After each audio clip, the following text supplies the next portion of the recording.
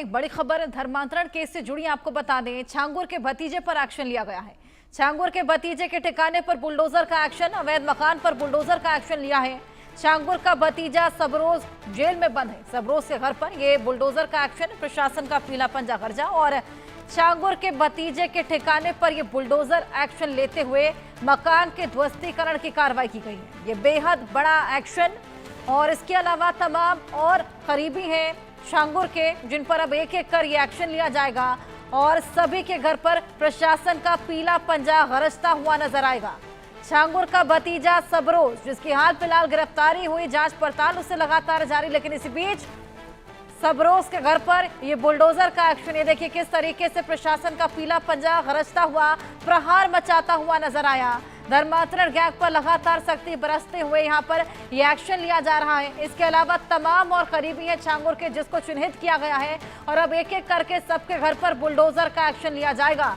अब छांगुर के इस धर्मांतरण के खेल की पोल खुलती जा रही है, परत दर परत तमाम खुलासे सामने आ रहे हैं। ये धर्मांतरण का केस जिसमें विदेशी फंडिंग की बात भी सामने आई। इसके अलावा हमने देखा किस तरीके से आईसिस से कनेक्शन छांगुर बाबा का निकलकर सामने आया।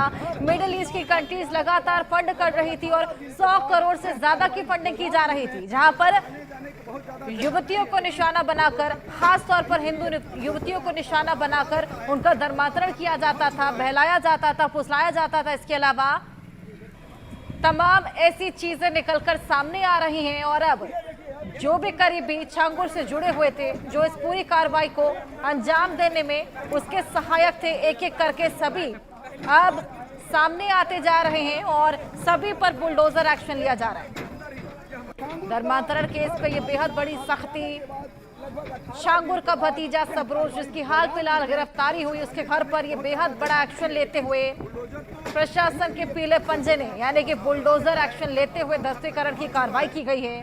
बुलडोजर से ये बेहद बड़ा वार किया गया है। पूरे मामले को लेकर लगातार अभी जांच पड़ताल, पूछताछ जारी, तमाम चीजें निकलकर सामने आई हैं। जो करीबी हैं वो एक एक कर सामने आते जा रहे हैं और इसके अलावा सभी करीबियों के घर पर बुलडोजर एक्शन लिया जाएगा। सभी के ठिकानों पर यह प्रहार देखने को मिलेगा। शुरुआत सबरोज के घर से, इससे पहले हमने देखा छांगुर बाबा के खुद के आलिशान मकान पर किस तरीके से ध्वस्तीकरण की कार्रवाई की गई और अब 18 करीबी जो चिन्हित हुए हैं, सभी के घर पर बेहद जल्द ये प्रशासन का पीला पंजा गरजता हुआ नजर आएगा। ये देखिए इंडिया न्यूज आपको एक्सक्लूसिव तस्वीरें दिखा रहा है किस तरीके से पूरे ध्वस्तीकरण की कार्रवाई। छांगुर का भतीजा है जिस पर यह कार्रवाई की गई, सबरोज जो कि हाल फिलहाल गिरफ्तार हुआ था। आपको बताएं कि सबरोज भी धर्मांतरण का नेक्सस चला रहा था और तमाम युवतियों को बहलाकर, फुसलाकर उनका धर्मांतरण कराता था। इस पूरे मामले में तमाम ऐसी चौंकाने वाली बातें भी निकलकर सामने आई हैं, जैसे कि आईसिस से कनेक्शन, पाकिस्तान से किस तरीके से नेपाल में जो युवक थे उनको पैसों का लालच देकर ट्रेन किया जाता था, आतंकी मॉड्यूल भी एक चलाया जा रहा था। हमारे साथ हमारे सहयोगी अभिषेक सिंह जुड़ गए हैं, उससे और जानकारी लेंगे। अभिषेक, ध्वस्तीकरण की कार्रवाई, छांगुर का भतीजा जिसके घर पर ये प्रशासन का पीला पंजा गरजता हुआ नजर आया, कितने बजे ये कार्रवाई हुई, क्या कुछ इस कार्रवाई में देखने को मिला? बिल्कुल, छांगुर का भतीजा सबरोज जो रेरा माफी उसी गांव में रहता था जहां पर छांगुर रहा करता था और पहले ये बैंड में इंस्ट्रूमेंट बजाने का काम करता था और लेकिन जब छांगुर की गैंग में शामिल हुआ ये, तो ये वो शख्स है जो इन मासूम बच्चियों को बहला फुसलाकर इस धर्मांतरण के जाल में फंसा रहा था। इसके बने हुए आवास और कुछ ऐसे कंस्ट्रक्शन जो इलीगल जमीन पर, यानी गांव की जमीनों पर कब्जा करके बनाए गए, उस पर ये बुलडोजर कार्रवाई होती हुई नजर आई है और उसे बुलडोज किया गया है।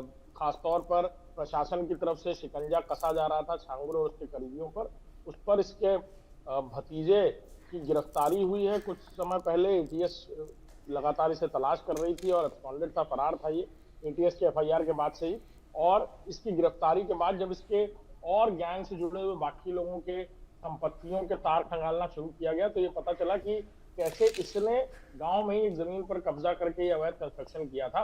लिहाजा आज जिला प्रशासन ने बड़ी कार्रवाई करते हुए इसे पूरी तरह बुलडोज किया।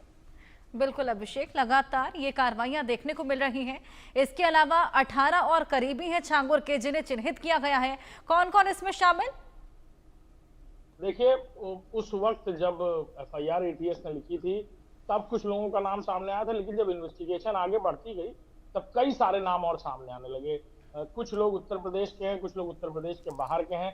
सबको अलग अलग जिम्मेदारियां दी गई थी धर्मांतरण के काले धंधे में, और अब कुछ लोगों की गिरफ्तारी होना बाकी है। तकरीबन 8 लोगों की गिरफ्तारी हो चुकी है इस पूरे मामले में, और बाकी जो लोग हैं जो फरार हैं उनकी गिरफ्तारी के लिए लगातार यूपी ATS की टीम्स अलग अलग जगहों पर दबिश देती हुई नजर आ रही है। बिल्कुल, अलग अलग जगहों, अलग अलग करीबियों पर अब बेहद बड़ा एक्शन लिया जाएगा।